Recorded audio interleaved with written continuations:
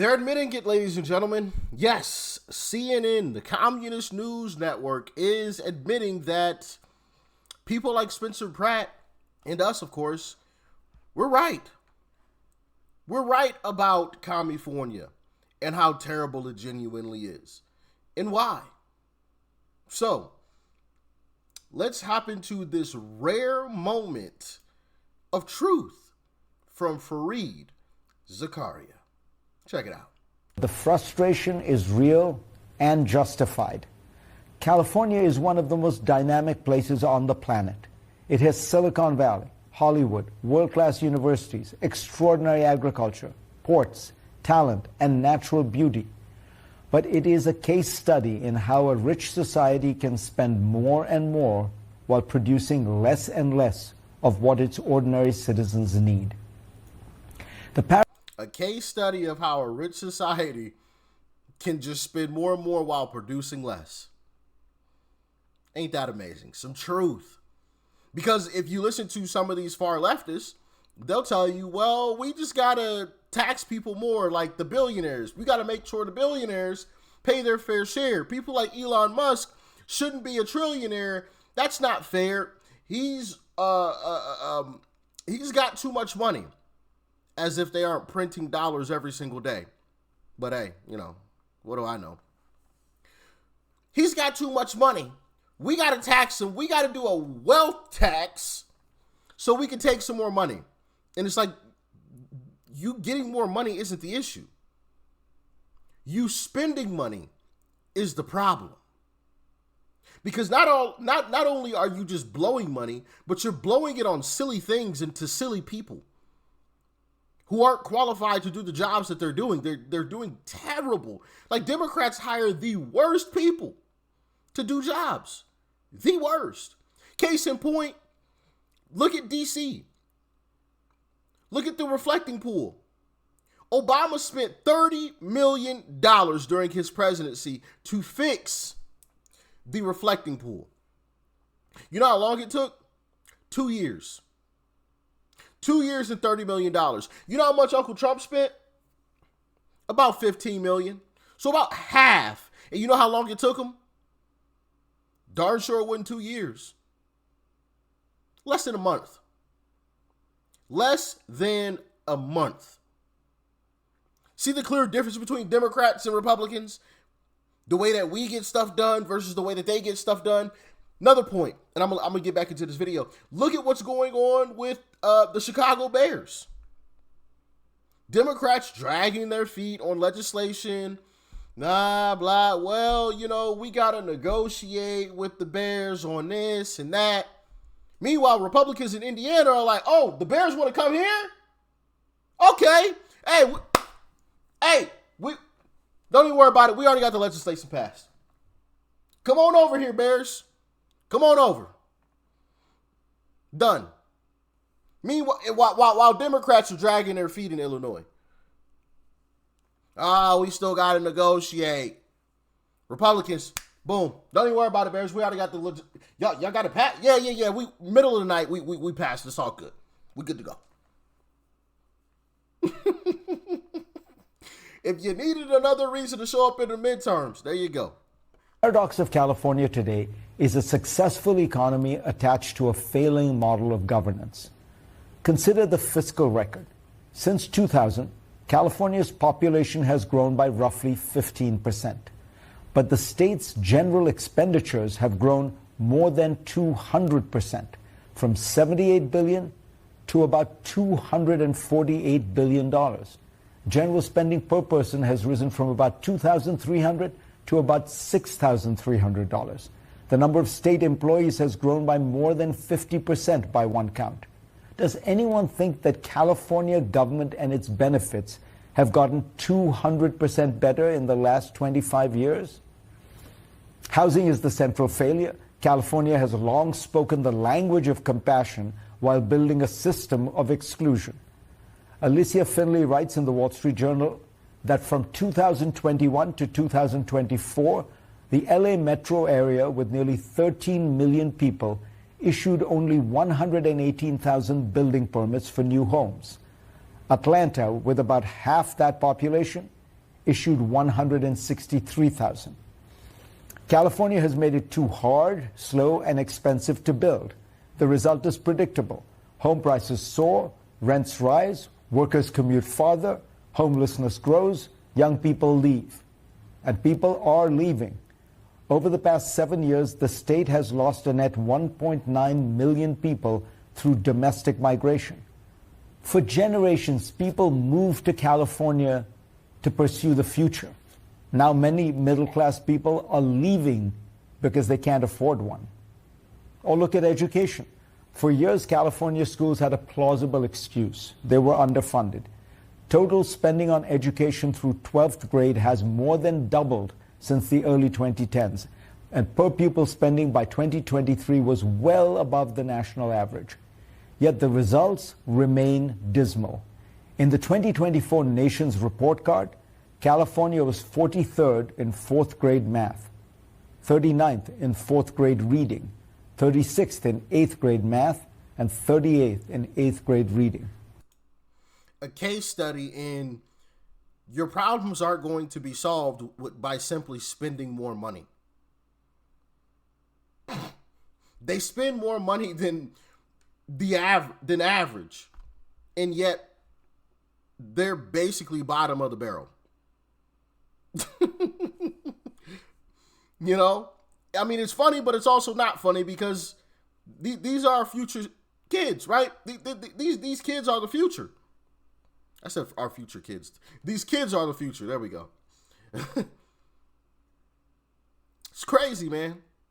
Absolutely crazy. But yet they're spending more money, so they solve the problem according to them. But that's Democrats' solution. If you look at what Democrats always do, they tax more to spend more. And they think that is going to solve the issue by spending more money. That's always the thing that they do. Spend more, spend more, spend more, spend more, spend more. And yet you still get results like this. It's crazy. Homelessness tells the same story in a more painful register. A 2024 audit revealed California had spent $24 billion on the problem over a 5-year span. Yet in 2024, California reached a record high in homelessness, almost 200,000.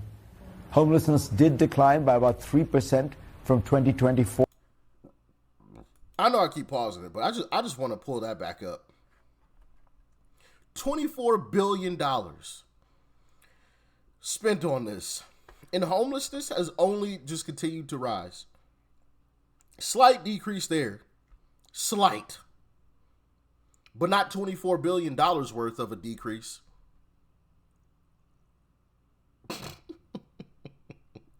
Spend more money, though. I have always said, and I'm sticking to it, homelessness will not be solved until the people who are there to solve it aren't paid to do so. I mean, it's simple. Get in the comments and let me know if you agree. I'm going to say that one more time. Homelessness, that issue will never be solved until the people who are there to fix it aren't paid to do so. Because as long as they're paid, there's an incentive to not really fix the issue. At least not in any meaningful way. It's just facts. But like I said, y'all, let me know if y'all agree with that. Homelessness did decline by about 3% from 2024 to 2025, but the state's expansive, expensive, and elaborate homelessness aid complex has not proven to solve homelessness in any significant way. California's headline prosperity, generated in good part by a few industries like high tech, masks weaknesses underneath. Job creation has been sluggish. In 2025, California essentially failed to add any new jobs on net. Private industries outside government and government-supported healthcare actually shed jobs, according to the Center for Jobs and the Economy. The state is using public spending to paper over private sector stagnation. Nowhere is this more vivid than Los Angeles, where Hollywood, the city's defining industry, is in slow motion collapse. The effects are being felt not by celebrity actors and influencers, but the carpenters, costumers, sound engineers, camera operators, editors, drivers, caterers, dry cleaners, prop houses, and small businesses that once formed one of the world's great industrial clusters. The numbers are stark. One report found LA shoot days fell from 36,792 in 2022 to just 19,694 in 2025. Another report estimates film, television, and sound jobs fell by nearly 30%. Motion picture employment in LA County fell from about 142,000 at the end of 2022 to roughly 100,000 2 years later. Hollywood is still the symbol, the brand, the mythology, and it still houses the big studios that produced most of the world's greatest entertainment for almost a century. But thanks largely to high taxes, costs, and regulations, the work has moved elsewhere, to Georgia, New Jersey, Toronto, London, and Warsaw. Michael Linton, who ran Sony Entertainment, told me that the big studio lots look like ghost towns now, with tens of acres of sound stages and recording studios where nothing is happening. He said, Los Angeles is becoming a sunny version of Detroit. Consider this simple fact, according to Fortune. None of the 10 films nominated for Best Picture this year were primarily produced in Hollywood. Los Angeles still hosts the Oscars, but increasingly it does not actually make the movies being honored there. For years, Democrats in California have governed without any real competition. The recent primary results suggest that even in deep blue territory, voters are restless. They're not becoming Republicans, but they are asking a reasonable question. Why does a state with so much money, talent, and promise make life for ordinary people so hard? Yeah, it's a darn shame. It is a wasted state. Absolutely, positively wasted. And honestly, I'm a little angry about it. Because I would love for California to be absolutely beautiful and pristine the way that it should be. It's an amazing state if Democrats weren't running the show.